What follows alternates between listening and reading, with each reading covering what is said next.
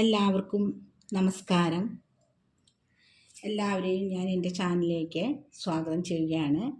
കഴിഞ്ഞ എപ്പിസോഡിൽ ഞാൻ കുറച്ച് കാര്യങ്ങൾ പറഞ്ഞിരുന്നു. ഭാഗവതവും ഭഗവാനും രണ്ടല്ല ഒന്നാണ്. ഭാഗവതത്തിൽ കൂടി നാം ഭഗവാനെ കാണുകയാണ് അല്ലെങ്കിൽ അറിയുകയാണ് ചെയ്യുന്നത് എന്ന് പറഞ്ഞു. നിരവധി ആധ്യാത്മികമായ ഭഗവത് തത്വങ്ങളിൽ കൂടി മനുഷ്യനെ അവൻ്റെ ധാർമ്മിക വഴിയിൽ കൂടി മുന്നോട്ട് നയിക്കുവാനാണ് ഭാഗവതം പോലുള്ള ഗ്രന്ഥങ്ങൾ ചെയ്യുന്നത് എന്ന് പറഞ്ഞു. അതായത് ഭാഗവതം പോലുള്ള പുരാണ ഗ്രന്ഥങ്ങളെല്ലാം നമുക്ക് നന്മയിലേക്കുള്ള വഴി കാട്ടിത്തരുകയാണ് ചെയ്യുന്നത്. മനസ്സിലായ? അതുപോലെ തന്നെ ഓരോ വ്യക്തിക്കും അവൻ്റേതായ കർമ്മമണ്ഡലത്തിൽ കൂടിയേ സഞ്ചരിക്കാൻ പറ്റുള്ളൂ. ഓരോ വ്യക്തിയും ഭൂമിയിൽ ജനിച്ചു വീഴുമ്പോൾ തന്നെ അവനിൽ ഒരു കർത്തവ്യം, കർമ്മബോധങ്ങൾ നിക്ഷിപ്തമാണ്, അല്ലേ? അത് ഭഗവാൻ ഓരോരുത്തർക്കും വിധിച്ചിട്ടുള്ളതാണ്. ഭഗവാന് പോലും അതിൽ നിന്ന് രക്ഷപ്പെടാൻ കഴിഞ്ഞിട്ടില്ല. കാരണം ഭഗവാൻ കൃഷ്ണനായി ഭൂമിയിൽ ജനിച്ചത് എന്തിനു വേണ്ടിയിട്ടായിരുന്നു? അസുരന്മാരെ വധിക്കുക എന്ന ലക്ഷ്യത്തോടു കൂടി, അല്ലേ? അതേപോലെ തന്നെ അവർക്ക് മോക്ഷത്തെ പ്രദാനം ചെയ്യുവാൻ കൂടിയാണ് ഭഗവാൻ ഓരോ അവതാരങ്ങളും എടുത്തിട്ടുള്ളത്. അതായത് ഞാൻ പറഞ്ഞതുപോലെ അധർമ്മത്തെ പിഴുതെറിയുക, ധർമ്മത്തെ പരിപാലിക്കുക, നിലനിർത്തുക എന്ന ലക്ഷ്യമാണ് ഭഗവാന് കൂടി ഉണ്ടായിരുന്നത്. അതേപോലെ തന്നെയാണ് എല്ലാ മനുഷ്യർക്കും അവർക്ക് ഒരു ലക്ഷ്യമുണ്ട്. ആ ലക്ഷ്യത്തിലേക്ക് എത്തണമെങ്കിൽ അമ്മയുടെ ഗർഭത്തിൽ കിടക്കുമ്പോൾ തന്നെ ഏതൊരു മനുഷ്യരൂപത്തെ പ്രാപിക്കുമ്പോൾ തന്നെ എന്താ സംഭവിക്കുന്നത്? അവന് മുജ്ജന്മസ്മരണ ഉണ്ടാവുന്ന പറയുന്നത്. ഏതൊക്കെയോ ജന്മങ്ങളിൽ ഏതൊക്കെയോ മാതാപിതാക്കളുടെ മക്കളായിട്ട്, പുത്രനായോ പുത്രിയായിട്ടൊക്കെ ജനിച്ചവരായിരിക്കണം. ഇപ്പോൾ പുതിയൊരു മാതാവിൽ കൂടി, അല്ലെങ്കിൽ ഈ മാതാവിൽ മുൻപ് ജനിച്ചിട്ടുണ്ടോ എന്നൊന്നും പറയാൻ പറ്റില്ല. അങ്ങനെ പുതിയൊരു മാതാവിൽ കൂടി വീണ്ടും താൻ ഭൂമിയിൽ ജനിക്കുവാൻ പോവുകയാണ്. അപ്പം താൻ കഴിഞ്ഞ ജന്മം ചെയ്തിട്ടുള്ള ദുഷ്പ്രവർത്തികളോ അല്ലെങ്കിൽ ദുഷ്ചിന്ത കൊണ്ടോ തനിക്ക് ഭഗവാനെ സേവിക്കാൻ കഴിഞ്ഞിട്ടില്ല. തൻ്റെ കർത്തവ്യങ്ങൾ, കടമകൾ നിർവഹിക്കാൻ കഴിഞ്ഞിട്ടില്ല. ഈ ജന്മം തൻ്റെ നല്ലൊരു ജന്മമായിരിക്കണം. താൻ യാതൊരു വിധത്തിലുള്ള തെറ്റുകളിൽ കൂടിയും സഞ്ചരിക്കില്ല. ഭഗവാനിൽ വിശ്വസിച്ച് തൻ്റെ കർത്തവ്യങ്ങൾ താൻ നിർവഹിക്കും. ഈ ജന്മം തൻ്റെ നല്ലൊരു ഭഗവത് ഭക്തനായി ജീവിക്കും എന്നൊക്കെ ചിന്തിച്ചിട്ടാണ് അവൻ ഭൂമിയിലേക്ക് പിറന്നു വീഴുന്നത്. പക്ഷെ ഭൂമിയിൽ പിറന്നു വീഴുമ്പോൾ തന്നെ അവനെ മായയാൽ മൂടപ്പെടുകയാണ്. എല്ലാം അവൻ വിസ്മരിക്കുകയാണ് ചെയ്യുന്നത്. കാരണം ഗർഭത്തിൽ കിടക്കുന്നത് പോലെയല്ല ഭൂമിയിൽ വന്നു കഴിഞ്ഞാൽ, അല്ലേ? ഭൂമിയിൽ വന്നു കഴിഞ്ഞു കഴിഞ്ഞാൽ ഭഗവാന്റെ മായ അവനെ സകലതും വിസ്മരിപ്പിക്കുകയാണ്. പിന്നെ അവൻ അവൻ്റെ ബുദ്ധി കൊണ്ടും അവൻ്റെ നന്മ കൊണ്ടും അവൻ്റെ ഉള്ളിലുള്ള ആ ഭഗവത് ചേതസ്സിനെ, ഭഗവത് തേജസ്സിനെ തിരിച്ചറിഞ്ഞിട്ട് അവൻ മുന്നോട്ട് ജീവിക്കുകയാണ് വേണ്ടത്. അങ്ങനെയുള്ള ആ തിരിച്ചറിവിനെയാണ് ബുദ്ധി എന്ന് പറയുന്നത്. ബുദ്ധി എന്നാൽ എല്ലാ കാര്യങ്ങളെക്കുറിച്ചും എല്ലാ വിഷയങ്ങളെക്കുറിച്ചും ഉള്ള അറിവാണ്, തിരിച്ചറിവാണ്. ആ തിരിച്ചറിവുണ്ടാവണമെങ്കിൽ എന്താ നമ്മൾ ചെയ്യേണ്ടത്? ആ തിരിച്ചറിവ് സാധൂകരിക്കണമെങ്കിൽ നമുക്കൊരു ലക്ഷ്യം ഉണ്ടായിരിക്കണം, അല്ലേ? ലക്ഷ്യത്തിലേക്ക് എത്താനുള്ളതാണ് ഈ അറിവുകൾ. ഈ അറിവുകൾ, എല്ലാ അറിവുകളും, ഏതറിവുകളാണ്. ഇപ്പോൾ നമുക്ക് എൻജിനീയർ ആവണമെന്നോ ഡോക്ടർ ആവണമെന്നോ എന്ത് ആഗ്രഹം നമുക്കുണ്ടെങ്കിലും അത് നമ്മുടെ ഒരു ലക്ഷ്യമാണ്. അങ്ങനെ ആവണം എന്നുള്ളത് നമ്മുടെ ഒരു മോഹം, ആഗ്രഹം, ലക്ഷ്യമാണ്. ആ ലക്ഷ്യത്തിലേക്ക് നമുക്ക് എത്തണമെങ്കിൽ എന്താ വേണ്ടത്? നമ്മൾ ബുദ്ധിപൂർവം മുന്നോട്ട് നീങ്ങുകയാണ് വേണ്ടത്. ആ ബുദ്ധിപൂർവം നീങ്ങണമെങ്കിൽ നമുക്ക് എന്താ വേണ്ടത്? ഈശ്വര കടാക്ഷം കൂടിയേ തീരും, അല്ലേ? അപ്പോൾ ഭഗവത് പാതയിൽ കൂടി സഞ്ചരിക്കുന്ന ഏതൊരു വ്യക്തിക്കും തൻ്റെ ലക്ഷ്യത്തിലേക്ക് എത്തുവാനായിട്ട് സാധിക്കുമെന്നാണ് പറയുന്നത്. ആ ബുദ്ധിയെ, ആ തിരിച്ചറിവിനെ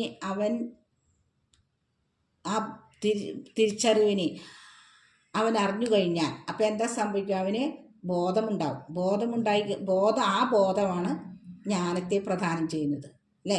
ഓരോ വ്യക്തിക്കും ബുദ്ധി ഉണ്ടായാലല്ലേ അവന് ഏത് കാര്യങ്ങളും നിഷ്പ്രയാസം ചെയ്യുവാനും ആ ലക്ഷ്യത്തിലേക്ക് നടക്കുവാനും സാധിക്കുള്ളൂ. അപ്പോൾ ആ തിരിച്ചറിവാണ് നമ്മൾ ബുദ്ധി എന്ന വാക്കുകൊണ്ട് ഉദ്ദേശിക്കുന്നത്. അപ്പോൾ കർത്തവ്യം എന്താണ്? കർത്തവ്യം നമ്മളെ ഭൂമിയിലേക്ക് ഭഗവാൻ നമുക്ക് സൃഷ്ടി തരുമ്പോൾ, നമ്മളെ സൃഷ്ടിച്ച് വിടുമ്പോൾ തന്നെ നമുക്ക് ഓരോ കർത്തവ്യങ്ങൾ, ഓരോ കർമ്മങ്ങൾ ചെയ്യാനുള്ള ചുമതല നമ്മളെ ഏൽപ്പിച്ചിട്ടുണ്ടായിരിക്കും. നമ്മൾ നിക്ഷിപ്തമായിരിക്കും. അത് നമ്മൾ പൂർത്തീകരിച്ചിട്ട് മാത്രമേ നമുക്ക് ഈ ദേഹം വിട്ടിട്ട് പോവാൻ സാധിക്കുകയുള്ളൂ. മനസ്സിലായോ? അല്ലെങ്കിൽ നമ്മൾ വീണ്ടും വീണ്ടും ഇങ്ങനെ ജനിച്ചുകൊണ്ടേയിരിക്കും. അത് നമ്മുടെ കർമ്മഫലമാണ്. നമ്മൾ കർമ്മങ്ങൾ അനുഷ്ഠിക്കാത്തതുകൊണ്ടുള്ള കർമ്മഫലങ്ങളാണ് നമ്മളത് ചെയ്യുന്നത്. അപ്പോൾ ഭഗവാൻ പോലും അതിൽ നിന്നും വ്യത്യസ്തനായിരുന്നില്ല. കാരണം ഭഗവാന് പോലും ഞാൻ പറഞ്ഞ പോലെ ലക്ഷ്യങ്ങളുണ്ടായിരുന്നു. ഭൂമിയിൽ ജനിച്ചത് തന്നെ ഭഗവാൻ ഇങ്ങനെ അധർമ്മത്തിനെ നശിപ്പിക്കുവാൻ വേണ്ടിയിട്ടായിരുന്നു. വളരെ കുട്ടിയായിരിക്കുമ്പോൾ തന്നെ എന്താ സംഭവിച്ചത്? ഭഗവാൻ ഇഷ്ടംപോലെ അസുരന്മാരെ ആ കുഞ്ഞു ബാലൻ വധിച്ചു കളഞ്ഞു എന്നാണ് പറയുന്നത്. അത് ഭഗവാന്റെ ലക്ഷ്യമായിരുന്നു. അതേപോലെ ഭഗവാൻ വേദവ്യാസ പറഞ്ഞിട്ടുണ്ട്, ഭഗവാൻ ബാലനായിരിക്കുമ്പോൾ തന്നെ എല്ലാവരുടെയും സ്നേഹത്തിന് പാത്രീഭവിച്ചു. അത്രയ്ക്ക് വികൃതികളും അത്രയ്ക്ക് കുറുമ്പുകളൊക്കെ കാണിച്ചു നടന്നിരുന്ന ഒരു ബാലനായിട്ടാണ് ഭഗവാൻ വളർന്നു വന്നിരുന്നത്, അല്ലേ? ആ ഭഗവാന്റെ ആ കുസൃതികളിലും കുറുമ്പുകളിലും എല്ലാം ഓരോ ലക്ഷ്യങ്ങളുണ്ടായിരുന്നു. അതൊരു സാധാരണ ബാലനല്ല, അല്ലേ? ഭഗവാൻ ഒരു സാധാരണ ബാലനല്ല.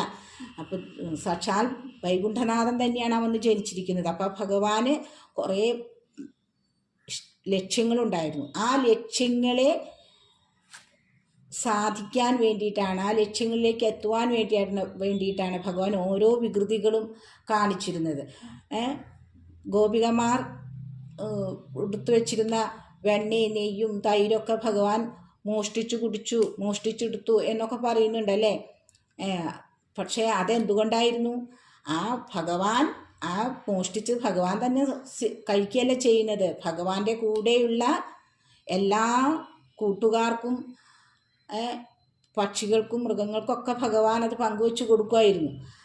അത് നമ്മളെ ഒരു പാഠം പഠിപ്പിക്കുക കൂടിയാണ് ഭഗവാൻ ചെയ്യുന്നത്. കാരണം എന്ത് ഭക്ഷണമായിക്കോട്ടെ അത് നമ്മൾ ഒറ്റയ്ക്ക് കഴിക്കരുത് എന്നൊരു തത്വം കൂടിയാണ് നമ്മളത് പഠിപ്പിച്ചിരിക്കുന്നത്. നമ്മുടെ കൂടെ ആരൊക്കെയുണ്ടോ അവർക്കൊക്കെ നമ്മളത് പങ്കിട്ട് കൊടുക്കണം. ഭക്ഷണം ഒരു സാധനം കാണാതെ വെച്ചോ ഒളിച്ച് കഴിക്കരുത്, അതേപോലെ ഒറ്റയ്ക്ക് കഴിക്കരുത് എന്നുള്ള ഒരു ഉദ്ദേശം കൂടി ഭഗവാൻ നമ്മൾക്ക് പഠിപ്പിച്ചു തരികയാണ് ചെയ്യുന്നത്, അല്ലേ? ഒരു ഭക്ഷണവും നമ്മൾ ഒറ്റയ്ക്ക് കഴിക്കരുത്. നമ്മുടെ കൂടെ ആരൊക്കെ ഉണ്ട് അവർക്കൊക്കെ കൊടുക്കണം. അതെത്ര സ്വാദിഷ്ടമായ ഭക്ഷണമായാലും നമ്മൾ ഒറ്റയ്ക്ക് കഴിക്കരുത്. ആ തത്വം കൂടിയാണ് ഭഗവാൻ നമുക്ക് ഈ വെണ്ണ, പാല്, തൈരൊക്കെ കാണാണ്ടെടുത്തോണ്ട് പോയി എന്നൊക്കെ പറയുമ്പോൾ ആ ഒരു തത്വമാണ് നമ്മളെ പഠിപ്പിച്ചത്. കാരണം ഭഗവാൻ ഒരിക്കലും അതൊന്നും ഒറ്റയ്ക്ക് കഴിച്ചിട്ടില്ല. എല്ലാവർക്കും പങ്കിട്ട് കൊടുത്തിട്ട് അതിലൊരു ഓഹരി മാത്രമേ കിട്ടിയാൽ കിട്ടിയില്ലെങ്കിൽ ഇല്ല, അല്ലേ? പലപ്പോഴും ഭഗവാൻ ഈ പങ്കുവെച്ച് കൊടുക്കുമ്പോൾ കിട്ടാറില്ല എന്നാണ് പറയുന്നത്. കൂട്ടുകാർക്കും പക്ഷിമൃഗാദികൾക്കൊക്കെ കൊടുത്തു കഴിയുമ്പോൾ ഭഗവാൻ അങ്ങനെ കിട്ടാറില്ല എന്നാണ് പറയുന്നത്. പക്ഷെ ഭഗവാൻ ഒരു ഗോപികമാരുടെയും തൻ്റെ അമ്മയുടെ മുന്നിലൊക്കെ ഭക്ഷണം മോഷ്ടിക്കുന്ന ഒരു കള്ളനായി നിന്നു, അല്ലേ? ഭഗവാൻ ഒരിക്കലും കള്ളനല്ല, ഭഗവാൻ മോഷ്ടിക്കേണ്ട ആവശ്യമൊന്നുമില്ല, അല്ലേ? പക്ഷെ ഈ തത്വങ്ങൾ നമ്മളെ പഠിപ്പിക്കുവാൻ വേണ്ടിയിട്ടാണ് ഭഗവാൻ ഇങ്ങനെയൊക്കെ ചെയ്തത്. അങ്ങനെ യശോദമ്മ ഗോപികുമാരുടെ പരാതി കേട്ടിട്ട് ഭഗവാനെ കെട്ടി ഉരുളിനോട് ബന്ധിച്ചപ്പോൾ എന്താ സംഭവിച്ചത്? ആ ഉരുളും വലിച്ചുകൊണ്ട് ഭഗവാൻ വൃക്ഷങ്ങളുടെ നടന്ന് എവിടെ എത്തിയത്? 2 വൃക്ഷങ്ങളുടെ ഇടയിൽ കൂടി ഭഗവാൻ ആ തൻ്റെ ഉരുളിനെയും കൊണ്ട് നയിക്കുകയാണ് ചെയ്യുന്നത്. അപ്പം എന്താ സംഭവിച്ചത്? ആ ഉരുളിൻ്റെ ആഘാതത്തിൽ ആ 2 തരുക്കളും ആ 2 വൃക്ഷങ്ങളും ഭയങ്കരമായ ശബ്ദത്തിൽ കടപുഴകി വീഴുകയാണ് ചെയ്യുന്നത്. അപ്പോൾ നോക്കൂ, ഭഗവാന്റെ ലക്ഷ്യം എന്തായിരുന്നു? മാതാവിനെ കൊണ്ട് ആ ഉരലിൽ ബന്ധിപ്പിക്കുക മാത്രമല്ല ചെയ്തത്, ആ ഉരലും കൊണ്ട് ഈ ചെറിയ ബാലൻ ആ ഉരലും കൊണ്ട് ഈ നടന്ന് ഈ വൃക്ഷങ്ങളുടെ ഉള്ളിൽ എത്തി ഈ വൃക്ഷങ്ങളെ കടപുഴകി വീഴ്ത്തുകയാണ് ചെയ്യുന്നത്, അല്ലേ? സാധാരണ ഒരു ഉരുള് കൊണ്ടാൽ കടപുഴകി വീഴില്ല. പക്ഷെ ഭഗവാന്റെ ആ ഒരു സ്പർശനത്തിൽ തന്നെ ഈ 2 വൃക്ഷങ്ങൾ വീഴുകയാണ് ചെയ്തത്. അതെന്താ സംഭവം? അവിടെ 2 ശാപം കിട്ടിയ ഗന്ധർവന്മാരുണ്ടായിരുന്നു. കുബേരപുത്രന്മാരായ നളകൂബര മണിഗ്രീവന്മാരായിരുന്നു അവിടെ ഉണ്ടായിരുന്നത്. അപ്പോൾ അവർക്ക് മോക്ഷം കൊടുക്കുവാൻ വേണ്ടിയിട്ടായിരുന്നു എന്താ ഭഗവാൻ ഈ വികൃതി അവിടെ കാണിച്ചത്, അല്ലേ? ഭഗവാൻ ഇങ്ങനെ വികൃതി കാണിച്ചുകൊണ്ടാണ് യശോദമ്മയ്ക്ക് ഉരുളിൽ ബന്ധിക്കുവാനും ഭഗവാൻ ആ ഉരുളുകൊണ്ട് ഈ വൃക്ഷങ്ങളുടെ നടുവിലേക്ക് എത്തിപ്പെടാനും പറ്റിയത്. ഇത് ഭഗവാന്റെ ഒരു സൂത്രമായിരുന്നു, മനസ്സിലായ? അപ്പോൾ ഭഗവാന്റെ ലക്ഷ്യനിർവഹണത്തിനായി ഭഗവാൻ എന്ത് വികൃതിയും ചെയ്യും, അല്ലേ? അപ്പം നാരദശാപത്താൽ നളകൂപര മണിഗ്രീവന്മാർ 2 വൃക്ഷങ്ങളായി നിൽക്കുകയാണ് ചെയ്തത്. അപ്പോൾ അവർക്ക് മോക്ഷം കൊടുക്കുവാൻ വേണ്ടിയിട്ടാണ് ഭഗവാൻ ഈ ഉരലും വലിച്ച് അവിടേക്ക് എത്തിയത്. അപ്പോൾ ഭഗവാന്റെ ഉദ്ദേശം അതായിരുന്നു. അപ്പോൾ ഭഗവാന്റെ ഓരോ വികൃതിക്കും അതേപോലെ എല്ലാ പ്രവൃത്തികൾക്കും അതിൻ്റേതായൊരു ലക്ഷ്യബോധമുണ്ടായിരുന്നു, മനസ്സിലായോ? അതേപോലെ തന്നെ എല്ലാ മനുഷ്യരിലും ഇങ്ങനെയുള്ള കുറേ കർത്തവ്യങ്ങൾ നിക്ഷിപ്തമാണ്, മനസ്സിലായോ? അത് ചെയ്തു കഴിയാണ്ട് ആ കർത്തവ്യങ്ങൾ നിർവഹിക്കാണ്ട് നമ്മൾ മരിച്ചു കഴിഞ്ഞാൽ നമുക്കൊരിക്കലും മോക്ഷത്തെ പ്രാപിക്കുവാനായിട്ട് സാധിക്കില്ല എന്നാണ് പറയുന്നത്. പിന്നെയും വീണ്ടും വീണ്ടും നമ്മൾ ഭൂമിയിലേക്ക് ജനിച്ചു വീഴാണ്. വീണ്ടും ഈ ലക്ഷ്യം പൂർത്തീകരിക്കുവാൻ വേണ്ടിയിട്ടാണ് നമ്മൾ ഭൂമിയിലേക്ക് വീണ്ടും വീണ്ടും ഇങ്ങനെ ജനിക്കുന്നത്. ദേഹത്തിന് മാത്രമേ നാശമുള്ളൂ, ദേഹിക്ക് ഒരിക്കലും നാശമില്ല, അല്ല? ആ ദേഹി ഇങ്ങനെ പല വ്യക്തികളിൽ കൂടി വീണ്ടും വീണ്ടും ഭൂമിയിൽ വന്ന് ജനിക്കുകയാണ്, മനസ്സിലായ? അപ്പം നമ്മളെല്ലാവരും ശ്രദ്ധിക്കേണ്ടത് നമ്മുടെ ലക്ഷ്യത്തിൽ നിന്ന് നമ്മൾ ഒരിക്കലും പിന്തിരിഞ്ഞു പോവരുത്. ആ ലക്ഷ്യം നമ്മൾ സാധിക്കണം എന്നതാണ് നമുക്ക് ചെയ്യാനുള്ള കർത്തവ്യം. അപ്പോൾ ഇനി നളകൂപരന്മാരുടെ സ്വഭാവ ദൂഷ്യം കൊണ്ടാണ് നാരദൻ ശപിച്ചത്. അപ്പോൾ നാരദൻ്റെ ലക്ഷ്യം എന്തായിരുന്നു? അവർക്ക് നല്ല ശാപമുക്തി കിട്ടണം എന്ന് തന്നെയായിരുന്നു. അവരുടെ ഈ ദോഷങ്ങളെല്ലാം മാറി അവർ നല്ലവരായി ഇനി ജീവിക്കണം എന്നുള്ളത് കൊണ്ട് തന്നെയാണ് നാരദരും ഇങ്ങനെ ശപിച്ചത്. പക്ഷെ എന്തൊക്കെയായാലും ഈ വൃക്ഷം ഇവർ തരുക്കളായി മാറി ഭഗവാൻ അവർക്ക് മോക്ഷം കൊടുത്തപ്പോൾ അവർ നല്ലവരായി തന്നെ ജീവിച്ചു. ചില ആൾക്കാരുണ്ടല്ലേ, എത്ര ഉപദേശിച്ചാലും നന്നാവാത്ത ചില ആൾക്കാരുണ്ട്. അവരെ ആർക്കും രക്ഷപ്പെടുത്താനായിട്ട് കഴിയില്ല, അവർക്ക് നാശം തന്നെയാണ് സംഭവിക്കുക, അതിൽ യാതൊരുവിധ സംശയവും ഇല്ല. അപ്പോൾ നമ്മളെപ്പോഴും ചിന്തിക്കേണ്ട കാര്യം എന്താണ്? നമുക്ക് എപ്പോഴും ദുഃഖങ്ങളിൽ നിന്നുമുള്ള മോചനമാണ്, അല്ലേ? യാതനകൾ നമുക്ക് വേണ്ട, ദുഃഖങ്ങളൊന്നും നമുക്ക് വേണ്ട.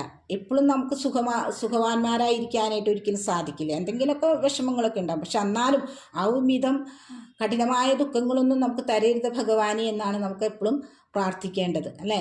യാതൊരു യാതനകളും ഇല്ലാതെ നമുക്ക് യാതൊരു ദുഃഖങ്ങളും ഇല്ലാതെ നമുക്ക് അങ്ങനെ കഴിയണമെങ്കിൽ നമുക്ക് എന്താ വേണ്ടത്? നമ്മുടെ ആത്മാവിനെ നിയന്ത്രിക്കുവാനും ആത്മാവിനെ ഭഗവാനിലേക്ക് നയിക്കാനും സാധിക്കണം. നമ്മുടെ ഇന്ദ്രിയങ്ങളെ, നമ്മുടെ ശത്രുക്കളാണ്, നമ്മുടെ മിത്രങ്ങളായും ശത്രുക്കളായും നമുക്ക് നമ്മുടെ ഇന്ദ്രിയങ്ങളെ കാണാൻ സാധിക്കും, അല്ലേ? നമ്മുടെ ഇന്ദ്രിയങ്ങളെ നമുക്ക് നിയന്ത്രിക്കാൻ കഴിഞ്ഞാൽ, അതായത് നമുക്ക് നമ്മുടെ ഇന്ദ്രിയങ്ങളെ ഭഗവാനിലേക്ക് അർപ്പിക്കുവാൻ കഴിഞ്ഞാൽ, ഭഗവത് ചിന്തയിൽ ഭഗവാനിലേക്ക് നമുക്ക് അർപ്പിക്കാൻ കഴിഞ്ഞാൽ നമുക്ക് യാതൊരു വിധത്തിലുള്ള സങ്കടങ്ങളും വന്ന് കൂടില്ല എന്നാണ് പറയുന്നത്. അതേസമയം നമ്മൾ ഇന്ദ്രിയ വിഷയങ്ങൾക്ക് വിധേയരായി കഴിയുകയാണെങ്കിൽ എന്താ സംഭവിക്കുക? നമ്മൾ നമ്മുടെ ഭഗവാനെ തന്നെ മറക്കുകയാണ് ചെയ്യുന്നത്, അല്ലേ? നമ്മുടെ ഭഗവാനെ വിസ്മരിച്ച് നമ്മൾ വേണ്ടാത്ത പ്രവൃത്തികളിലേക്ക് നമ്മുടെ മനസ്സിനെ അല്ലെങ്കിൽ നമ്മൾ ചെന്നെത്തപ്പെടുകയാണ് ചെയ്യുന്നത്. അങ്ങനെ സംഭവിക്കുമ്പോൾ എന്താ ഉണ്ടാവുക? നമ്മൾ ധർമ്മത്തെ മറക്കുന്നു. അപ്പോൾ നമ്മുടെ ധർമ്മത്തെ മറന്ന് നമ്മൾ അധർമ്മികളായിത്തീരുന്നു. നമ്മുടെ രക്ഷയ്ക്ക് എപ്പോഴും നമുക്ക് വേണ്ടത് ധർമ്മമാണ്, അല്ലേ? ആ ധർമ്മം നമുക്കൊപ്പം ഇല്ലെങ്കിൽ നമ്മൾ പിന്നെ എന്ത് ചെയ്തിട്ടും കാര്യമില്ല. ധർമ്മം നമുക്കൊപ്പമുണ്ടെങ്കിൽ നമ്മുടെ കൂടെ നമ്മുടെ ഭഗവാനുണ്ട്. കാരണം ധർമ്മം എന്നത് ഭഗവാനാണ്, അല്ലേ? നമ്മൾ ഭഗവാനെ സേവിക്കുക എന്നുള്ളത് ധർമ്മത്തിൽ കൂടി സഞ്ചരിക്കുക എന്നുള്ളതാണ്. അപ്പോൾ ആ ഭഗവാനിൽ തന്നെ മനസ്സർപ്പിച്ച് നമ്മൾ കഴിയുകയാണെങ്കിൽ നമുക്ക് യാതൊരു വിധത്തിലുള്ള വിഷമങ്ങളും ദുഃഖങ്ങളും വന്നു ചേരില്ല എന്നാണ് പറയുന്നത്. അപ്പോൾ അതുകൊണ്ട് തന്നെ നമുക്ക് നമ്മുടെ ലക്ഷ്യത്തിലേക്ക്, നമ്മുടെ കർത്തവ്യത്തെ നിർവഹിക്കുവാനായിട്ട് ഭഗവത് സഹായം നമുക്ക് എപ്പോഴും കൂടെ ഉണ്ടാവുമെന്നാണ് പറയുന്നത്. നമ്മളത് തിരിച്ചറിയണം. നമുക്ക് എന്താണ് നമുക്കൊരു ഉദ്ദേശം, അതായത് നമ്മൾ ജനിച്ച് വീഴുമ്പോൾ തന്നെ ഭഗവാൻ നമ്മളിലൊരു കർത്തവ്യം തന്നിട്ടുണ്ട് എന്ന് പറഞ്ഞു അല്ലേ. അത് വളരും തോറും നമുക്കത് ആ ചേതന അതിലേക്ക് എത്തപ്പെടാനുള്ളൊരു മനസ്സ് നമുക്ക് ഭഗവാൻ തന്നെ കാട്ടിത്തരും. അതിനാണ് നമ്മൾ ഭഗവാനിലേക്ക് എത്തപ്പെടണം, ഭഗവത് ചിന്തയിൽ കഴിയണം, ധർമാർത്ഥപരമായ കാര്യങ്ങൾ പറഞ്ഞ് എല്ലാ കുട്ടികളെയും കുട്ടിക്കാലത്ത് തന്നെ ധർമാർത്ഥപരമായ നല്ല കാര്യങ്ങളൊക്കെ പറഞ്ഞ് വളർത്തണം എന്നൊക്കെ നമ്മൾ പറയുന്നത് അതുകൊണ്ടാണ്. അതുകൊണ്ട് നമുക്ക് എപ്പോഴും ഐശ്വര്യം മാത്രമേ ഉണ്ടാവുള്ളൂ. കാരണം ഇതല്ല, നമ്മൾ ഓരോ വാക്കു പറയുമ്പോഴും എന്ത് ചെയ്യുമ്പോഴും, ഞാൻ പറഞ്ഞു ഭഗവാൻ തൂണിലും തുരുമ്പിലും സർവ്വചരാചരങ്ങളിലും കുടികൊള്ളുന്നുണ്ട്. നമ്മൾ പറയുന്ന ഓരോ വാക്കും എല്ലാം ഭഗവാൻ കാണുന്നുണ്ട്. അപ്പം നമ്മുടെ നല്ലതായിട്ടുള്ളതും ചീത്തതായിട്ടുള്ളതായ എല്ലാ പ്രവൃത്തികളും ഭഗവാൻ കാണുന്നുണ്ട് അല്ലേ. ഭഗവാൻ എന്തുകൊണ്ടാണ് ഗോപസ്ത്രീകൾ വസ്ത്രങ്ങളെല്ലാം കൊണ്ട് അരയാനിൻ്റെ മുകളിൽ വെച്ചു എന്ന് പറഞ്ഞു. ഇപ്പം ചില ആൾക്കാർ അതൊക്കെ പറഞ്ഞ് കളിയാക്കുന്നുണ്ട്, ഭഗവാൻ അങ്ങനെ ചെയ്തില്ലേ ഇങ്ങനെ ചെയ്തില്ലേ. എന്തുകൊണ്ടാണ്? അതിനുമുണ്ടായിരുന്ന ഒരു ലക്ഷ്യം. ഒരിക്കലും നഗ്നരായി കുളിക്കരുതെന്നാണ് പറയുന്നത്. ജലത്തിലായാലും ഒറ്റയ്ക്കായാലും നമ്മൾ ഒരിക്കലും ആ ഒരു തത്വത്തെ കാണിച്ചു കൊടുക്കുകയാണ് ഭഗവാൻ ചെയ്യുന്നത്. മനസ്സിലായ? ആ ഒരു തത്വത്തെ കാണിച്ച് കൊടുത്തതാണ് ഭഗവാൻ അരയാലിൻ്റെ കൊമ്പത്ത് ഈ വസ്ത്രങ്ങളൊക്കെ കൊണ്ട് ഒളിച്ചു വെച്ച് ഇരുന്നത്. അറിയോ? അത് ഭഗവാന്റെ ഒരു കുസൃതിയായിരുന്നു. ആ കുസൃതിയിൽ കൂടി ഭഗവാൻ നമുക്ക് കാട്ടിത്തരുകയാണ്. ഒരിക്കലും നമ്മൾ വസ്ത്രമൊന്നുമില്ലാതെ, വസ്ത്രം ധരിക്കാതെ, എന്തെങ്കിലും ഒരു വസ്ത്രം ശരീരത്തിൽ ധരിച്ചിട്ട് വേണം നമ്മൾ ശരീരത്തെ അഴുക്ക് കളയേണ്ടത്. അതായത് നമ്മൾ കുളിക്കേണ്ടതെല്ലാം എന്തെങ്കിലും ഒരു വസ്ത്രം നമ്മൾ ധരിച്ചിട്ട് വേണം എന്നൊരു തത്വത്തെ ഭഗവാൻ നമുക്ക് കാട്ടിത്തരുകയാണ് ചെയ്തത്. മനസ്സിലായ?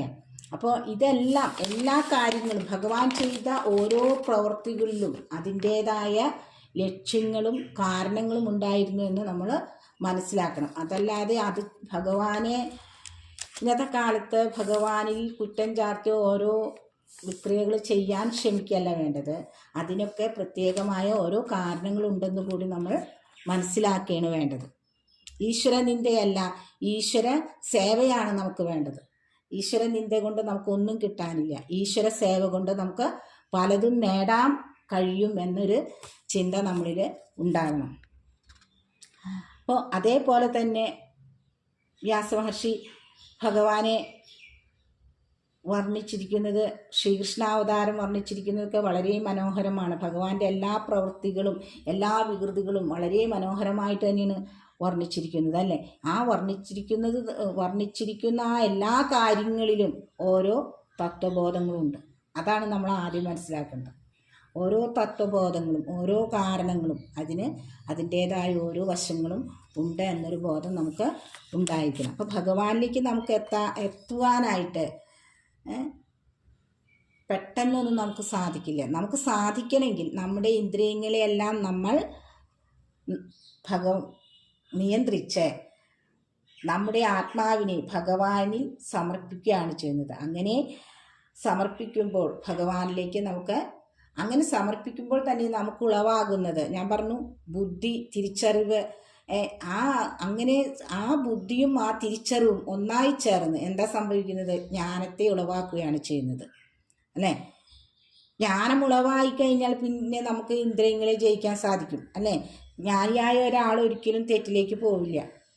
അവൻ എപ്പോഴും അവന് ആത്മശാന്തി ഉണ്ടായിരിക്കും. മനസ്സിനെ നിയന്ത്രിക്കുവാനുള്ളൊരു പ്രത്യേക കഴിവ് തന്നെ അവന് ഭഗവാൻ കൊടുക്കുകയാണ്.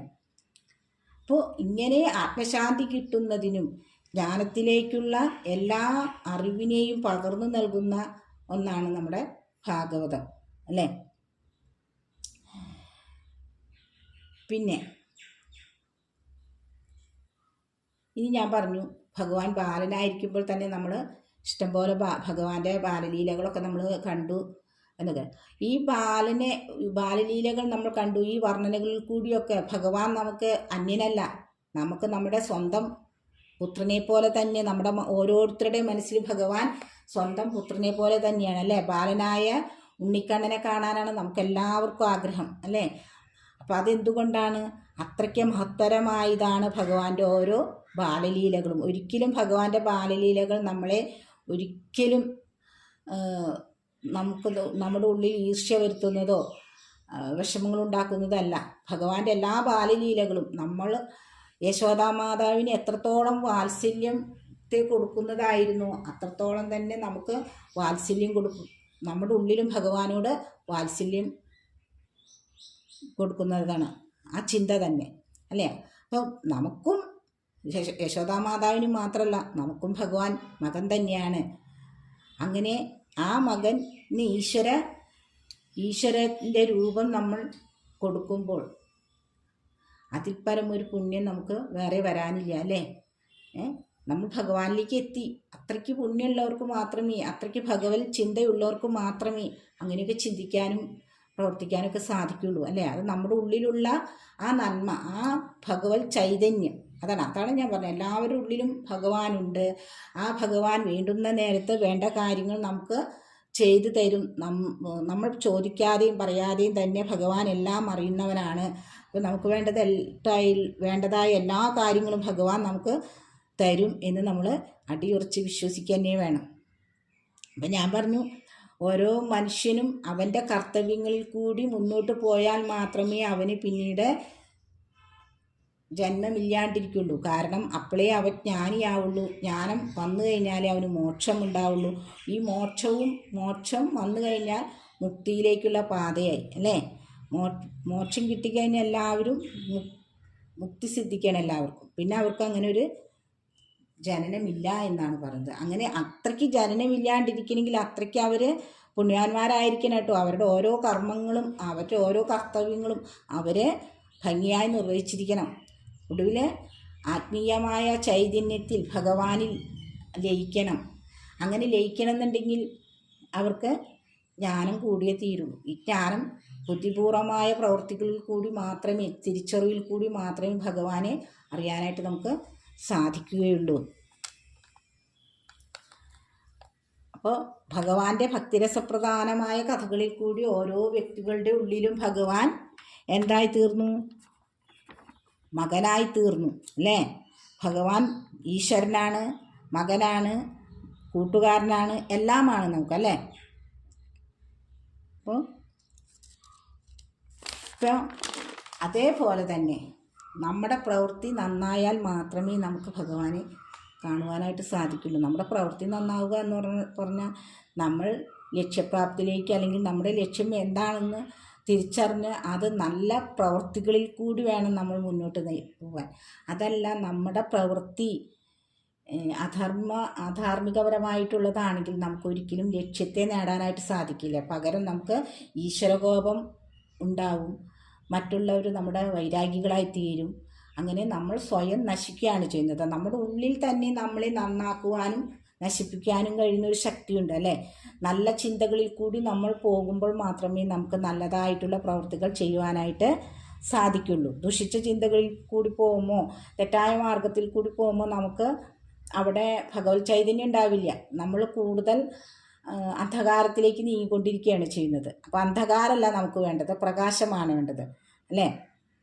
ആ പ്രകാശം കിട്ടണമെങ്കിൽ ആ പ്രകാശമാണ് ഭഗവാൻ, ആ പ്രകാശമാണ് ജ്ഞാനം, അല്ലേ?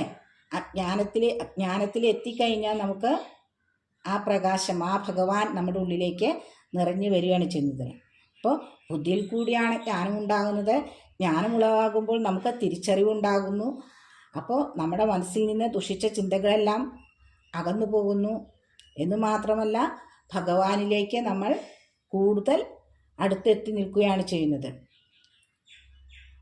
അപ്പോൾ ഭക്തി എന്ന വികാരമാണ് നമുക്ക് ഈ ജ്ഞാനം കൊണ്ട് ഉളവാകുന്നത്. ആ ഭക്തി എന്ന വികാരം നമ്മുടെ ഉള്ളിൽ ഉണ്ടാകേണ്ട സമയത്ത് അവിടെ ഭഗവാന്റെ രൂപമാണ് പ്രകാശിക്കുന്നത്, അല്ലേ? പെട്ടെന്ന് എല്ലാ വ്യക്തികൾക്കും ഭഗവാന്റെ രൂപമാണ് ഹൃദയത്തിലേക്ക് വരുന്നത്.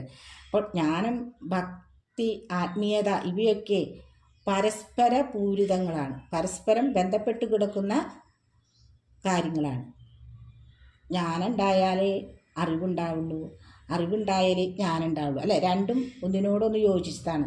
അപ്പോൾ ഈ അറിവിൽ കൂടിയും ഈ ജ്ഞാനത്തിൽ കൂടിയൊക്കെ എന്താണ് ഉണ്ടാവുക? ആത്മീയത കൈവരുന്നു. ഈ ആത്മീയത കൈവരുമ്പോൾ നമുക്കെന്താണ്? കൂടുതൽ ഭക്തിയിലേക്ക് നമ്മൾ പോവുകയാണ്, അല്ലേ? കൂടുതൽ ഭക്തിയിലേക്ക് പോകണം. അപ്പോൾ നമുക്ക് എല്ലാത്തിനോടും വിരക്തിയായി, അല്ലേ? എല്ലാത്തിനോടും വിരക്തിയായി, ഒന്നിലേക്കും മോഹമില്ലാണ്ടാവും. അല്ലേ? നമുക്ക് ഭഗവാനിലേക്ക് തന്നെ മോഹമുള്ളൂ, ബാക്കി ഒന്നിലേക്ക് നമുക്ക് മോഹമില്ല. അപ്പോൾ ഒന്ന് മറ്റൊന്നിനോട് ബന്ധപ്പെട്ട് കിടക്കുന്നൊരു സമപൂരിതങ്ങളായ കാര്യങ്ങളാണ് ഈ ആത്മീയത, ജ്ഞാനം, ബുദ്ധി, ബോധം, മോക്ഷം, മുക്തി എന്നൊക്കെ പറയുന്നത് പരസ്പരം ബന്ധപ്പെട്ട് കിടക്കുന്നതാണ്. ഭക്തിയുണ്ടെങ്കിൽ ജ്ഞാനം ഉണ്ടാകുന്നു. ജ്ഞാനത്തിനായി ഈശ്വര സാക്ഷാത്കാരം തന്നെ വേണം. ഈശ്വര സാക്ഷാത്കാരം കിട്ടിക്കഴിഞ്ഞാൽ അവന് മറ്റൊന്നിനെക്കുറിച്ചും ചിന്തയില്ല. അപ്പം അവൻ പൂർണ്ണനായി പരമാത്മാഭാവത്തോടു കൂടി ഭഗവാനിൽ ലയിക്കുകയാണ് ചെയ്യുന്നത്. മനസ്സിലായി? ഭഗവാന്റെ ഇഷ്ടത്തിനെ പാത്രീഭവിച്ചു, അപ്പോൾ ഭഗവാനിൽ ലയിച്ചു. അങ്ങനെ ഭഗവത് ഇച്ഛകളെ അതിനൊപ്പം നിൽക്കാനായിട്ട് അവൻ പ്രാപ്തനായിത്തീരും. ഏതൊരു മനുഷ്യനും ഭഗവത് ഇച്ഛകൾക്കൊപ്പം നിൽക്കുവാനായിട്ട് പ്രാപ്തനായിത്തീരും. അവൻ ചെയ്യുന്നത് എന്താ അതിനർത്ഥം? അവൻ തന്നെ ഭഗവാൻ അർപ്പിക്കുകയാണ് ചെയ്യുന്നത്, അല്ലേ? അങ്ങനെ സമർപ്പിക്കപ്പെടുമ്പോൾ അവൻ ഭഗവത് സ്നേഹത്തിന്, അതായത് ഭഗവാന്റെ പ്രേമത്തിന് പാത്രീഭൂതനാവും, അല്ലേ? അപ്പോൾ ഒരു യഥാർത്ഥ ഭക്തന് ഒരിക്കലും തൻ്റെ സുഖത്തെ അന്വേഷിക്കാറില്ല. അവന് തൻ്റെ സുഖത്തെക്കുറിച്ച് ചിന്തയില്ല. അവന് ഭഗവാനെക്കുറിച്ച് മാത്രമേ ചിന്തയുള്ളൂ. മനസ്സിലായ? അപ്പോൾ എല്ലാ പ്രവൃത്തികൾ ചെയ്യുമ്പോഴും നമ്മൾ ചെയ്യേണ്ട കാര്യം എന്താണ്? ഭഗവത് സ്മരണയോടുകൂടി ആ പ്രവൃത്തി ചെയ്യുക എന്നുള്ളതാണ്, അല്ലേ? അതുകൊണ്ട് നമുക്ക് കൂടുതൽ ഐശ്വര്യം മാത്രമേ ഉണ്ടാവുള്ളൂ. അപ്പോൾ എന്താണ് ഭാഗവതത്തിൽ ജ്ഞാനം, ഭക്തി, കർത്തവ്യം, കർമ്മം എന്നൊക്കെ പറഞ്ഞിരിക്കുന്നത്? അപ്പോൾ നമ്മളിപ്പോൾ കർത്തവ്യം എന്താണെന്ന് നമുക്ക് മനസ്സിലായി. നമ്മൾ ജനിച്ചു വീഴുമ്പോൾ നമുക്ക് പല വിധത്തിൽ നമ്മുടെ ഉള്ളിൽ കർത്തവ്യം നമ്മുടെ നെറ്റിയിൽ ഒട്ടിച്ചു വെച്ചിട്ടുണ്ടാകും. നമ്മളത് ചെയ്ത് പൂർത്തീകരിച്ചാൽ മാത്രമേ നമുക്ക് സ്വർഗപ്രാപ്തി കിട്ടുകയുള്ളൂ, ഈ ഭഗവാനിലേക്ക് നമുക്ക് ചേരാൻ പറ്റുകയുള്ളൂ. അതാണ് നമ്മുടെ കർത്തവ്യം. ഈ കർത്തവ്യവും കർമ്മവും തമ്മിലൊന്നും വലിയ വ്യത്യാസമൊന്നുമില്ല. കർത്തവ്യം കർമ്മവും ഒന്നൊന്നിനോടും ഒപ്പം ബന്ധപ്പെട്ട് കിടക്കുന്നത് തന്നെയാണ്. അപ്പോൾ തൻ്റെ പ്രാർത്ഥനാ ദൈവത്തിൻ്റെ അല്ലെങ്കിൽ തൻ്റെ ആരാധനാമൂർത്തിയായ ഭഗവാന്റെ പ്രീതിയാണ് നമ്മൾ ആഗ്രഹിക്കുന്നത് എങ്കിൽ നമ്മൾ ഭഗവാനിലേക്ക് ചേരുകയാണ് ചെയ്യുന്നത്. ആ ഭഗവാനിലേക്ക് ചേരുമ്പോൾ നമുക്ക് പൂർണ്ണജ്ഞാനികളായി, നമ്മൾ ജ്ഞാനികളായി എന്നാണ് പറയുന്നത്. അപ്പോൾ പക്ഷെ നമ്മൾ ഭഗവാനിലേക്ക് എത്തിപ്പെടുമ്പോൾ ഞാൻ മുമ്പ് പറഞ്ഞ പോലെ ആത്മസമർപ്പണം ഉണ്ടായിരിക്കണം. ആ ആത്മസമർപ്പണം നിർമ്മലമായ ഹൃദയത്തോടു കൂടിയുള്ള നിർമ്മല സ്നേഹം, ഭഗവാനോട് നിർമ്മലമായ പ്രേമം ഉണ്ടായിരിക്കണം. നമ്മളെ തന്നെ ഭഗവാൻ അർപ്പിക്കുകയാണ് ചെയ്യുന്നത്. അപ്പോൾ അങ്ങനെയുള്ള വ്യക്തികൾക്ക് മാത്രമേ ഭഗവാനിലേക്ക് എത്തിപ്പെടുവാനായിട്ട് സാധിക്കുള്ളൂ എന്നാണ് പറഞ്ഞത്. അപ്പോൾ മുക്തി എന്ന് പറയുന്നതും ഇത് തന്നെ. മുക്തി എന്ന് പറയുന്നതും ഈ നിസ്വാർത്ഥമായ ഭഗവാനോടുള്ള സ്നേഹം, സദാസമയവും ഭഗവത് മന്ത്രങ്ങളും ഭഗവത് കാര്യങ്ങളുമായി ഇരിക്കുമ്പോൾ മറ്റൊന്നിനെക്കുറിച്ച് നമ്മൾ ചിന്തിക്കുന്നില്ലല്ലോ. അപ്പോൾ നമുക്ക് ഭഗവത് തൃപാദങ്ങളിലേക്ക് നമ്മൾ എത്തുകയാണ് ചെയ്യുന്നത്. ഇനി ഒരു യഥാർത്ഥ ഭക്തന് എന്തെല്ലാം ഗുണങ്ങൾ ഉണ്ടായിരിക്കണം എന്ന് നമ്മളെപ്പോഴും ചിന്തിക്കാവുന്നൊരു കാര്യമാണ്, അല്ലേ? ഒരു യഥാർത്ഥ ഭക്തന് എപ്പോഴും ഒരു ധൈര്യം ഉണ്ടായിരിക്കണം. അതായത് എന്ത് കാര്യത്തിലും ഭഗവാനിൽ നിന്ന് വ്യതിചലിക്കില്ല എന്നുള്ളൊരു, ആരൊക്കെ എന്തൊക്കെ പറഞ്ഞാലും നമ്മൾ ഭഗവാനെ വിട്ടിട്ടുള്ളൊരു കളിയില്ല, അല്ലേ? ഭഗവാനിൽ നിന്ന് വ്യതിചലിക്കില്ല എന്നുള്ള മനസ്സിൻ്റെ ദൃഢമായ ആ വിശ്വാസം, അതാണ് ധൈര്യം. അല്ലാണ്ട് മറ്റൊരാളെ ചെന്ന് അടിക്കാനോ ഇടിക്കാനോ കൊല്ലാനോ ഒന്നുള്ളതല്ല ധൈര്യം. ആ ധൈര്യമാണ് നമുക്ക് ഉണ്ടായിരിക്കേണ്ടത്. അപ്പോൾ അതിനുദാഹരണം എന്താണ്? പ്രഹ്ലാദൻ്റെ കാര്യം തന്നെ ആലോചിച്ച് നോക്കൂ. എത്രയോ വട്ടം പിതാവായ ഹിരണ്യകശിപു പ്രഹ്ലാദനെ ആപത്തിൽപ്പെടുത്തുവാൻ നോക്കി. ഭഗവത് നാമം ഉച്ചരിച്ചത് കൊണ്ട് മാത്രം, ഭഗവത് ഭക്തനായതുകൊണ്ട് മാത്രം പല തരത്തിലും പ്രഹ്ലാദനെ ഹിരണ്യകശിപു ഉപദ്രവിച്ചു, അല്ലേ? നമുക്കൊക്കെ അറിയാം, ബാലനായിരുന്നു പ്രഹ്ലാദൻ. ആ ബാലനെ പല വിധത്തിലും ഉപദ്രവിച്ചു. എന്നിട്ട് അതിൽ നിന്നൊക്കെ ഭഗവാൻ പ്രഹ്ലാദൻ രക്ഷപ്പെട്ടു വന്നു. പ്രഹ്ലാദനെ ആ ആപത്തുകളിൽ നിന്നെല്ലാം സദാസമയവും രക്ഷിച്ചുകൊണ്ടിരുന്നത് സാക്ഷാൽ ഭഗവാനായിരുന്നു, അല്ലേ? ഭഗവാൻ അത്രയ്ക്ക് പ്രീതിയുള്ളവനായിരുന്നു, അത്രയ്ക്ക് വാത്സല്യമുള്ളവനായിരുന്നു, അത്രയ്ക്ക് സ്നേഹമുള്ളവനായിരുന്നു. ആര്? ഭഗവാൻ. അതായത് പ്രഹ്ലാദൻ്റെ സ്നേഹം മുഴുവൻ ഭഗവാനോടായിരുന്നു. അതേപോലെ തന്നെ മറിച്ചും ഭഗവാൻ പ്രഹ്ലാദൻ അത്രമാത്രം ആ ബാലനെ സ്നേഹിച്ചിരുന്നു. ബാലൻ്റെ ഭക്തിയിൽ, ആ ബാലൻ്റെ ഭക്തിയിൽ അത്രമാത്രം ഭഗവാൻ ഭക്തവത്സലനായിരുന്നു. അപ്പം അതുകൊണ്ട് എല്ലാ ആപത്തുകളിൽ നിന്നും പ്രഹ്ലാദനെ സദാസമയം ഭഗവാൻ രക്ഷിച്ചിരുന്നു. അങ്ങനെ ഭഗവാൻ രക്ഷിക്കുമെന്നൊരു ആത്മധൈര്യം, വിശ്വാസം പ്രഹ്ലാദനും ഭക്തിയാൽ ഉണ്ടായിരുന്നു, അല്ലേ? അപ്പോൾ അതാണ് ധൈര്യം. എന്തെല്ലാം ചെയ്തിട്ടും പ്രഹ്ലാദൻ കൊന്നോട്ടെ, തൻ്റെ പിതാവ് തന്നെ കൊന്നാലും ഭഗവാനിലുള്ള വിശ്വാസത്തെ, ഭക്തിയെ താൻ ഒരിക്കലും ഉപേക്ഷിക്കില്ല. എല്ലാം സർവചരാചരങ്ങൾക്കും നാഥനായ, സർവ്വതിനും പൊരുളായിട്ടുള്ള, സർവവേദങ്ങൾക്കും വേദമന്ത്രങ്ങൾക്കും നാഥനായിട്ടുള്ള ആ ഭഗവാൻ തന്നെയാണ് തനിക്ക് ഏറ്റവും അടുപ്പമുള്ള സുഹൃത്ത്, ഏറ്റവും അടുപ്പമുള്ള ആള്. ആ ഭഗവാന്റെ ശക്തിയിൽ മറ്റെല്ലാം നിഷ്പ്രഭമാണ് എന്നൊരു ചിന്ത പ്രഹ്ലാദനുണ്ടായിരുന്നു. അതുകൊണ്ട് തന്നെ എന്തെല്ലാം പ്രലോഭനങ്ങളുണ്ടായിട്ടും, എന്തെല്ലാം ഭയപ്പെടുത്തുന്ന കാര്യങ്ങൾ സംഭവിച്ചിട്ടും അദ്ദേഹം ഒരിക്കൽ പോലും തൻ്റെ ഭക്തിയിൽ നിന്നും, വിഷ്ണു ഭക്തിയിൽ നിന്നും മാറി നിന്നില്ല എന്നാണ് പറയുന്നത്. അതാണ് അപ്പോൾ ഒരു യഥാർത്ഥ ഭക്തന് ധൈര്യമാണ് വേണ്ടത്. ധൈര്യം എന്ന് പറഞ്ഞാൽ ഭഗവാനിൽ അടിയുറച്ചുള്ള, എന്ത് വന്നാലും ഭഗവാനെ വിട്ടു പോവില്ല എന്നുള്ള ധൈര്യമാണ് ഒരു യഥാർത്ഥ ഭക്തന് വേണ്ടത്. അപ്പോൾ എത്രയൊക്കെ പീഡനങ്ങൾ ഏറ്റുവാങ്ങിയിട്ടും ഭഗവത് ഭക്തിയിൽ അചഞ്ചലനായി പ്രഹ്ലാദൻ നിന്നു. അതേപോലെ തന്നെയാണ് ധ്രുവൻ്റെ വിശ്വാസം. ധ്രുവൻ എന്താ ചെയ്തത്? ബാലനായിരിക്കയിൽ തന്നെ അപമാനഭാരത്താൽ ധ്രുവൻ കഠിന തപസ് ചെയ്തിട്ട് തൻ്റെ ലക്ഷ്യം നേടിയെടുത്തു, അല്ലേ? ഭഗവാന്റെ മടിയിലടക്കം ധ്രുവന് കയറിയിരിക്കാൻ കഴിഞ്ഞു, അല്ലേ? സ്വന്തം പിതാവിൻ്റെ മടിയിലിരുത്താൻ രണ്ടാനമ്മ സമ്മതിച്ചില്ലെങ്കിൽ എന്താ? സാക്ഷാൽ ഭഗവാന്റെ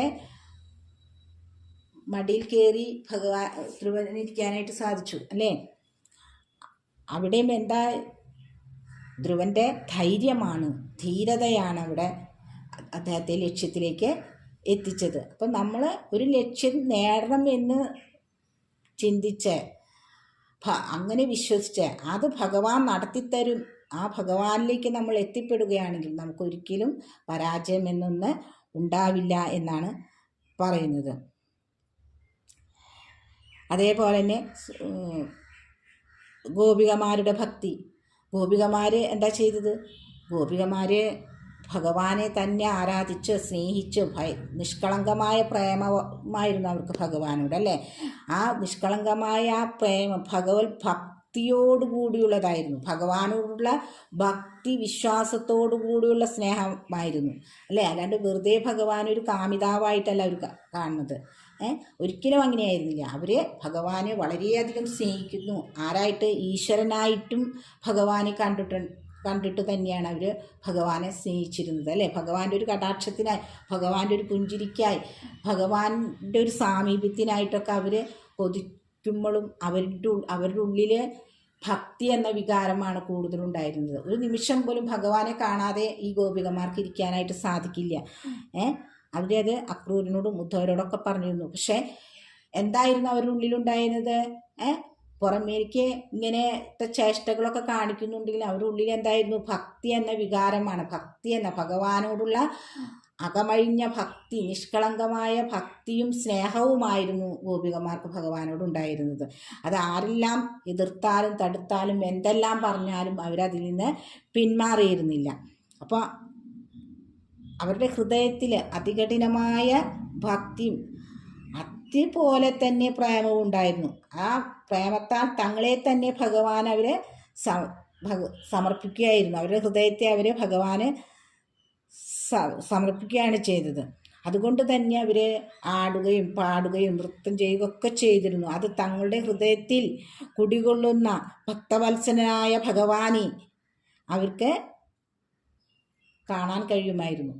അതുകൊണ്ട് തന്നെയാണ് അവർ ഭഗവാനെ അത്രമാത്രം ഭക്തിപൂർവം പ്രാർത്ഥിക്കുകയും സ്നേഹിക്കുകയും ഒക്കെ ചെയ്തിരുന്നു അവർ, അല്ലേ? അങ്ങനെയായിരുന്നു ഗോപികമാരുണ്ടായിരുന്നത്. അപ്പോൾ അവരുടെ ആ സ്നേഹത്തിലും ആ വിശ്വാസത്തിലും ഭഗവാൻ വളരെയധികം സന്തോഷവാനായിരുന്നു. അതുകൊണ്ട് തന്നെ ഭഗവാൻ അവർക്ക് മോക്ഷത്തെ പ്രദാനം ചെയ്തു, അല്ലേ? ഭഗവാൻ എല്ലാവർക്കും എല്ലാ ഗോപികമാർക്കും മോക്ഷത്തെ പ്രദാനം ചെയ്തു. അതാണ് ഞാൻ പറഞ്ഞത്, ഭഗവാൻ ഭക്തവത്സലനാണ്. ഒരിക്കലും തൻ്റെ ഭക്തരെ ഒരു കാലത്തും ഭഗവാൻ കൈവിടിയില്ല. നമ്മളാണ് ഭഗവാനെ കൈവിടുന്നത്, അല്ലേ? നമ്മുടെ ഓരോ സ്വാർത്ഥ താല്പര്യങ്ങൾക്ക് വേണ്ടി ഭഗവാനെ വിളിക്കും, എന്നിട്ടത് നടന്നില്ലെങ്കിൽ ഭഗവാനെ കുറ്റം പറയും. അങ്ങനെയുള്ള കാര്യങ്ങൾ നമ്മൾ ഒരിക്കലും ചെയ്യാൻ പാടില്ല. അത് ഞാൻ മുൻപ് പറഞ്ഞിട്ടുണ്ട്. ഭഗവാനെ നിസ്വാർത്ഥമായ ലാഭേച്ഛ കൂടാതെ ഭഗവാനെ നമ്മൾ സേവിക്കുകയാണെങ്കിൽ തീർച്ചയായിട്ടും നമുക്കതിൻ്റെ ഫലം ഭഗവാൻ തരും. അപ്പോൾ ഈ ഗോപികമാരുടെ ആയാലും ധ്രുവൻ്റെ ആയാലും പ്രഹ്ലാദൻ്റെ ആയാലും സുധാമാവിൻ്റെയൊക്കെ കഥകളൊക്കെ എടുത്താലും നമുക്കതിൽ നിന്ന് ഒരു കാര്യം വ്യക്തമായിട്ടും മനസ്സിലാക്കാനായിട്ട് സാധിക്കും. എന്താണ്? ഇവരുടെയൊക്കെ വളരെ ജ്ഞാനികളായിരുന്നു ഇവരെല്ലാം. ആ ജ്ഞാനം കൊണ്ട് തന്നെ അവർക്ക് നിഷ്കളങ്കമായ ഭക്തിയാൽ ഭഗവാനെ സേവിക്കുവാനായിട്ട്, തൻ്റെ ഹൃദയം കൊണ്ട് സേവിക്കുവാനായിട്ട്, തങ്ങളുടെ ആത്മാവ് കൊണ്ട് സ്നേഹിക്കുവാനായിട്ട് ഭഗവാനെ സ്വയം അർപ്പിച്ചുകൊണ്ട് വിളിക്കുവാനായിട്ട് അവർക്ക് സാധിച്ചിരുന്നു. അതുകൊണ്ട് തന്നെയാണ് അവർ സ്വർഗപ്രാപ്തി നേടിയത്, അല്ലേ? മോക്ഷപ്രാപ്തി നേടിയത് അതുകൊണ്ടാണ്. അവരുടെ സ്നേഹം, അവരുടെ വിശ്വാസം, അവരുടെ ഭക്തി അത് സത്യസന്ധതയുള്ളതായിരുന്നു. അതിൽ യാതൊരുവിധ കളം കൊണ്ടുമില്ല. അവർ ഭഗവാനിൽ നിന്ന് ഒന്നും മോഹിച്ചിരുന്നില്ല. ഭഗവാന്റെ ഒരു കടാക്ഷം, ഭഗവാന്റെ ഒരു സാമീപ്യം, ഇത് മാത്രമേ അവർ ആഗ്രഹിച്ചിരുന്നുള്ളൂ. ഗോപികമാരായാലും ആരായാലും ഭഗവാന്റെ അടുത്ത് നിന്ന് നിൽക്കണം, ഭഗവാനിൽ ലയിച്ചു ചേരണം. അത്രയ്ക്ക് ഭക്തിയായിരുന്നു അവർക്ക് എല്ലാവർക്കും ഭഗവാനോടുണ്ടായിരുന്നത്. അപ്പോൾ ഇങ്ങനെ നമ്മൾ സ്വയം ഭഗവാനെ മനസ്സിലൊരു കളങ്കവുമില്ലാതെ സത്യസന്ധവും പിന്നെ വിശ്വാസപൂർവവുമായിട്ട് ഭഗവാനെ നമ്മളെ തന്നെ ഭഗവാന് സമർപ്പിക്കുമ്പോൾ എന്താ ഉണ്ടാവുന്നത്? ആ ശ്രേഷ്ഠമായിട്ടുള്ള ഭക്തി, ആ ഭക്തൻ്റെ ജീവാത്മാവും ഭഗവാന്റെ പരമാത്മാവും കൂടി ഒന്നായിത്തീരുന്ന ഈശ്വരാനുഭൂതി ഉളവാക്കുകയാണ് ചെയ്യുന്നത്. ആ ഭക്തനിൽ എന്താ ഉണ്ടാക്കുന്നത്? തൻ്റെ ജീവാത്മാവും ഭഗവാന്റെ പരമാത്മാവുമായിട്ടുള്ള ഭാവം ഒന്നായിത്തീരുന്നൊരു പരമാനന്ദ അനുഭൂതി ഭക്തനിൽ ഉളവാക്കുകയാണ് ചെയ്യുന്നത്. അപ്പം അതുകൊണ്ട് തന്നെ നമ്മളെല്ലാവരും ഭഗവാനെ നന്നായി സേവിക്കുകയാണ് വേണ്ടത്, അല്ലേ? ഭഗവാനിൽ നമ്മൾ ആത്മാർത്ഥമായ ഭക്തിയോടുകൂടി ഭഗവാനെ നമ്മൾ വിളിക്കുമ്പോൾ ഭഗവാൻ നമ്മളെ ഒരിക്കലും കൈവിടിയില്ല. അപ്പോൾ ഈ വക കാര്യങ്ങളാണ് എന്താ പറഞ്ഞിരിക്കുന്നത്? വ്യാസമഹർഷി നമ്മുടെ ഭാഗവത്തിൽ പറഞ്ഞിരിക്കുന്നത്. ഭാഗവത്തിൽ 18 സ്കന്ധങ്ങളും പിന്നെ 335 അധ്യായങ്ങളും 18,000 ശ്ലോകങ്ങളുണ്ട്. ഇതെല്ലാം ഭഗവാന്റെ ലീലകളും ഭഗവാനിലേക്ക് നമ്മളെ അടുപ്പിക്കുന്ന കാര്യങ്ങളും അതേപോലെ ഓരോ ലക്ഷ്യപ്രാപ്തിക്ക് വേണ്ടി അസുരേന്ദ്രന്മാരെ വധിക്കുന്നതിന് വേണ്ടി ഭഗവാൻ അവതരിച്ചിട്ടുള്ള കാര്യങ്ങളും ഓരോ തത്വങ്ങളും നമ്മുടേതായ കർമ്മങ്ങളും കർത്തവ്യങ്ങളും മുക്തിയും മോക്ഷവും അങ്ങനെയുള്ള പല കാര്യങ്ങളും നല്ലതായിട്ടുള്ള പല കാര്യങ്ങളുമാണ് വ്യാസമഹർഷി ഈ ഇതിൽ കൂടി രചിച്ചിരിക്കുന്നത്. അപ്പോൾ ഇതെല്ലാം നമ്മൾ വളരെ ശ്രദ്ധാപൂർവം വായിച്ച് മനസ്സിലാക്കേണ്ട ഒരു കാര്യമാണ്. അത് ഭാഗവതം നടക്കുമ്പോൾ ഭാഗവത സപ്താഹങ്ങൾ നടക്കുമ്പോഴൊക്കെ ഇതൊക്കെ വിശദീകരിച്ച് തരുമ്പോഴൊക്കെ നമ്മൾ വളരെ ശ്രദ്ധാപൂർവം ഇതൊക്കെ കേട്ട് മനസ്സിലാക്കേണ്ടതാണ്. അപ്പോൾ ഇന്ന് നമ്മൾ ഇത്രത്തോടു കൂടി അവസാനിപ്പിക്കുകയാണ്. അപ്പോൾ നമ്മൾ ഭഗവാനിലുള്ള വീര്യത്തെക്കുറിച്ചും ഭഗവാന്റെ 6 ഗുണങ്ങളെക്കുറിച്ച് നമ്മൾ പറഞ്ഞിട്ടുണ്ട്. അത് വിശദീകരിച്ചിട്ടില്ല. പിന്നെ മനുഷ്യൻ്റെ അതേ ഭഗവാനുള്ളതുപോലെ തന്നെ മനുഷ്യനുണ്ട് 6 വൈരികളായിട്ടുള്ളത്. അതെന്താണെന്നൊക്കെ നമുക്ക് വിശദമായിട്ട് അടുത്ത എപ്പിസോഡിൽ പറയാം. എല്ലാവർക്കും ഇതിഷ്ടപ്പെട്ടെങ്കിൽ ഞാൻ വളരെ കുറച്ചാണ് പറയുന്നത്, വളരെ തരുന്ന വിധത്തിൽ എല്ലാവരും വളരെയധികം അത് മനസ്സിലാക്കി ഇരിക്കണമെന്ന വിധത്തിൽ വളരെ കുറച്ചാണ് പറയുന്നത്. അതുകൊണ്ട് ഇനി അടുത്ത എപ്പിസോഡിൽ ഈ മനുഷ്യൻ്റെ 6 വൈരികളെക്കുറിച്ചും ഭഗവാന്റെ 6 ഗുണങ്ങളെക്കുറിച്ചും പറയുന്നതായിരിക്കും. എല്ലാവർക്കും ഇഷ്ടപ്പെട്ട സബ്സ്ക്രൈബ് ചെയ്യുക. ഇനി അടുത്ത എപ്പിസോഡിൽ കാണാം.